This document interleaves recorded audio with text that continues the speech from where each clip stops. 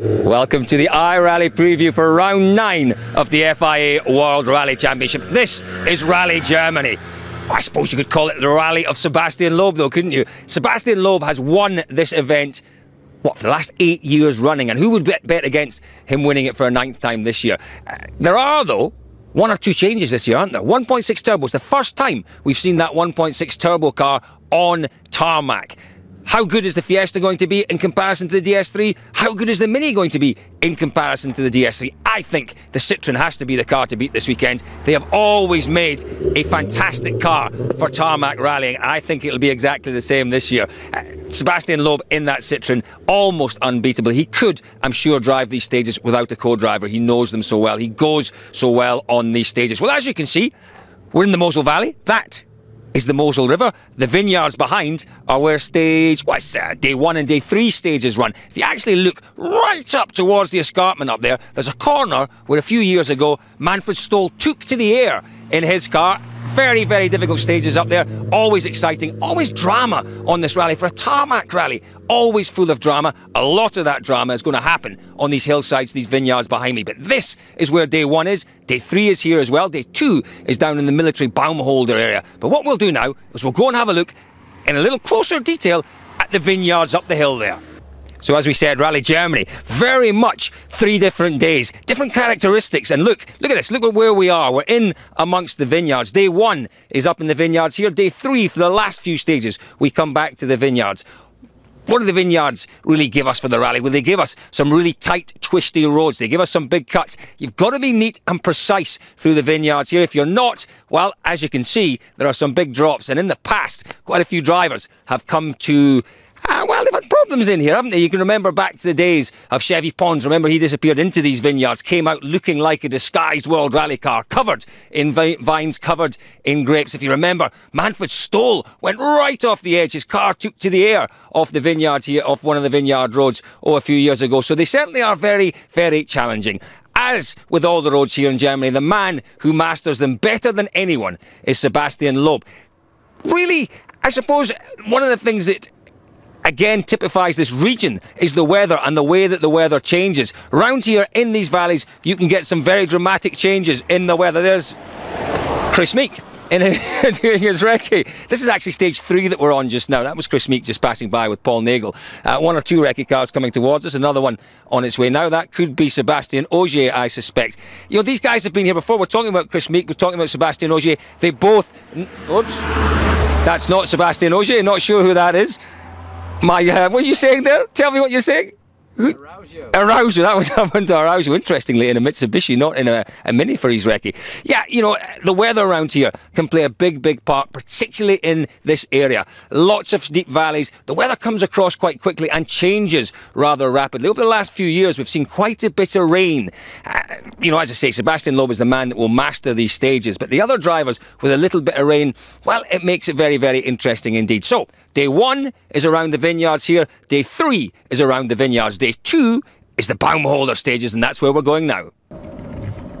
Well, here we are on the Baumholder military ranges, and this is probably one of the most infamous stretches of road up here. Remember, 6-7 years ago, might be nearly 8 years ago now, Petter Solberg. This was the start of the stage where Solberg had probably the biggest accident of his career. They're off the start line, accelerating away. Now, as we understand it, it was a wrong pace note, a very, very fast start to this stage. And it's, as Petter thought, it was a fast left-hander. Well, it was a right-hander here into a fast left-hander, but look at this, it dips down to the left-hand side here. Petter thought it was a fast one. As he gets to here, he realises it's not, but it's too late. He's doing maybe 120, 130 kilometres an hour. The car's on the outside, and ping, he hits that Hinkle Stein on the outside, catapults the car across the road. Solberg and Mills have the biggest accident of their career. Testament to just how strong that Subaru was.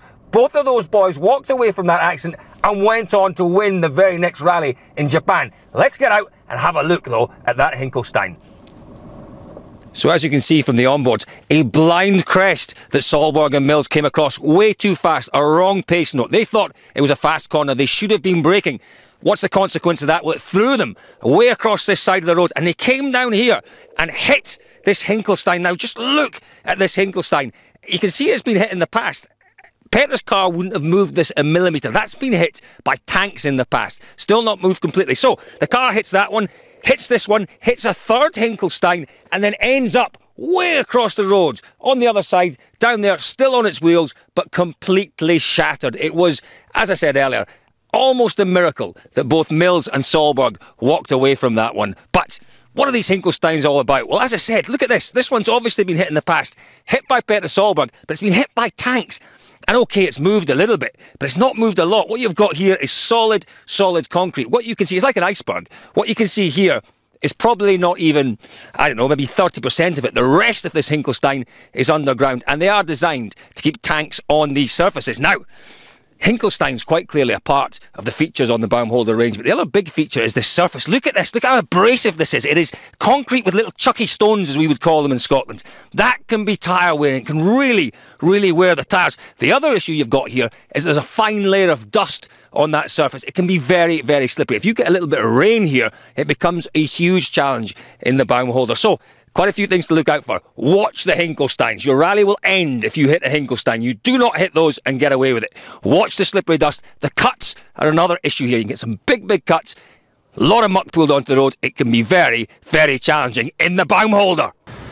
So once again this year, Rallye Germany returns to the notorious Baumholder stages. But what have we got this year on Rallye Germany? We've got 360 kilometres. That's over 40 kilometres shorter than last year's route, but still 19 stages. So Friday, Saturday, Sunday. Friday we're in the vineyards. Saturday we're at Baumholder. Sunday we're in the vineyards. And then for the very final stage, the power stage, we return to here, the Porta Negra. It's the oldest building, I'm told, in Germany, this one. It's a Roman building. It's the oldest city in Germany. And the power stage, 4 kilometres. They go around the Porta Negra 3 times. It's going to be, I think, quite a spectacular finish to this year's Rallye Germany. Who will be on the top step of the podium at the end of the power stage? Only one man, Sebastian Loeb. He's won it 8 times in a row. He probably is in the best tarmac car. Let's face it, Citroën don't make cars that don't win on tarmac.